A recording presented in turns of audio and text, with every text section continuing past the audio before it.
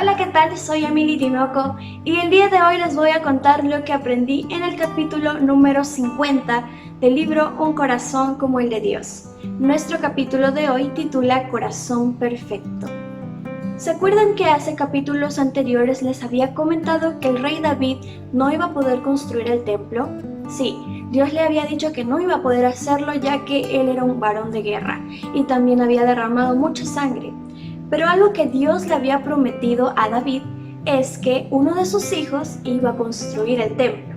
Así que en este momento veremos cómo los planes de Dios se van realizando detalladamente y se van cumpliendo conforme a su voluntad.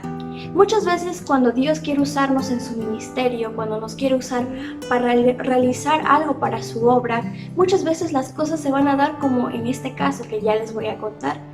Muchas veces nosotros podemos observar quizás a nuestro alrededor puertas cerradas frente a nosotros. Pero adivinen qué, cuando Dios tiene un plan para ti, Él puede abrir esas puertas y puede hacer cosas inimaginables, cosas que van fuera de nuestra mente. Muchas veces te va a sorprender. Y justamente el día de hoy vamos a ver sobre ello. Como ya les decía, el rey David no iba a poder realizar el templo, pero sí su hijo Salomón, quien era el nuevo rey de Israel ahora. David se dirigió al pueblo de Israel y en ese momento también estaba Salomón. Estaba realizando un discurso y le estaba hablando al pueblo de que Salomón era el encargado de construir el templo y que todos debían obedecer las órdenes de Salomón. Pero adivinen qué, David ya tenía todo preparado para la construcción del templo. Tenía los materiales, tenía los planos, tenía quizás a todas las personas, todo el personal que iba a trabajar en la construcción. Todo esto nos pone a pensar un poco de que David quizás por el hecho de que él no iba a construir el templo, no fue una excusa para que él no pudiera ir y comprar todos los materiales, sino que él hizo eso, reunió todo lo necesario para que Salomón pudiera construir el templo. Asimismo, hizo los planos, un diseño bonito para el templo, los cuales se los dio a su hijo Salomón. Dentro de este discurso también, David se dirigió a su hijo para darle palabras de ánimo. Él también le estaba dando instrucciones delante del pueblo. Entonces en ese momento David le estaba dando instrucciones, le estaba dando directrices. El día de hoy justamente vamos a hablar sobre esas 3 directrices. La primera que le dio, primero les voy a leer en dónde está escrito. Está en Primera de Crónicas 28:9 para que nos demos una idea de lo que le dijo David a Salomón. Dice: "Y tú, Salomón, hijo mío, reconoce a Dios, al Dios de tu Padre, y sírvele con corazón perfecto y con ánimo voluntario, porque Jehová escudriña los corazones de todos y entiende todo intento de los pensamientos. Si tú le buscares, lo hallarás, mas si lo dejares, él te desechará para siempre". Qué sabio es David, ¿verdad? Le estaba dando instrucciones a su hijo. Y dentro de estas se pueden ver 3 cosas. En primer lugar, que David le estaba diciendo a Salomón que él debía reconocer a Dios. ¿Pero en qué sentido de reconocerlo? Reconocer su autoridad. Recuerden que todo rey debía someterse a Dios y debía dirigir a la sociedad, pero bajo la autoridad de Dios. Y también debía leer la Biblia para recibir dirección de Dios. Este era un consejo que le estaba dando el rey David a su hijo, para que su hijo en un futuro, bueno, ahora en su presente, porque ya era rey, él pudiera gobernar con sabiduría a todo su pueblo, y vemos que sí lo hizo, ¿verdad? Y en este momento pues también le está diciendo que debía reconocer la autoridad de Dios, que solo él le había dado esa potestad para que él pudiera gobernar a todo el pueblo. todo eso venía de Dios, no de los hombres. No fueron los hombres quienes escogieron a Salomón, sino Dios.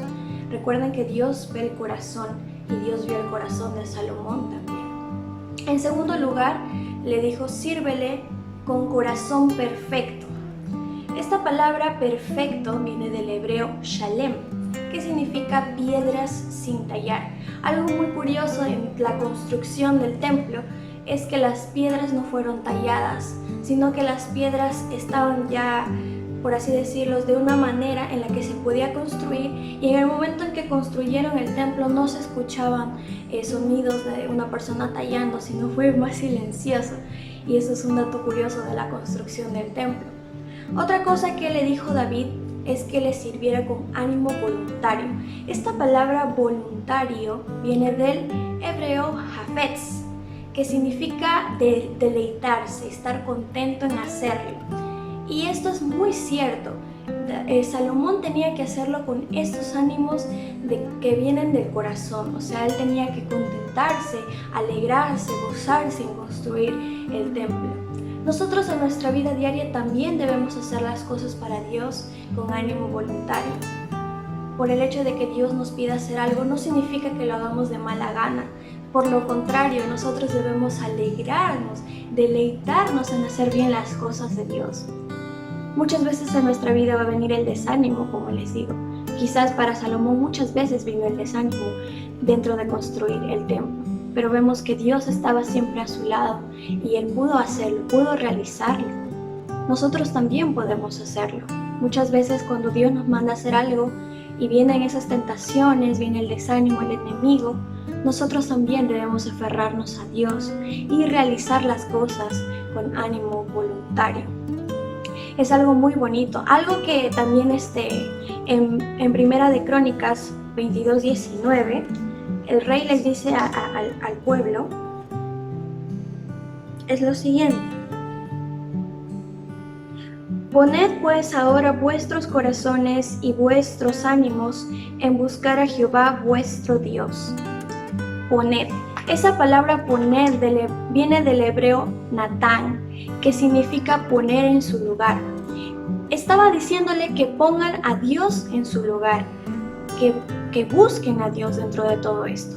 Nosotros también tenemos que cumplir esto de poner a Dios en el lugar que Él merece. ¿Y cuál es el lugar que Él merece? Pues el primero en nuestra vida.